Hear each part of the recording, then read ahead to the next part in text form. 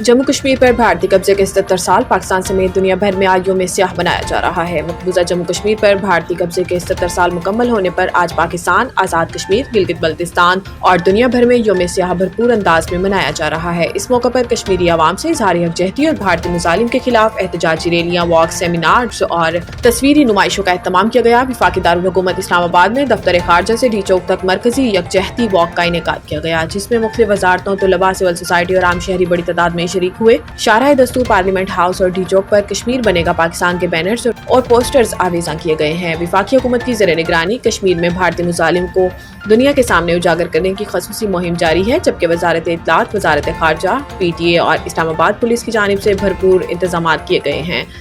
मुल्क के दीगर बड़े शहरों कराची, लाहौर, पेशावर, मुजफ्फराबाद और गिलगित में भी यौम स्याह के सिलसिले में एहतजाजी वॉक्स और रैलियाँ निकाली जा रही हैं।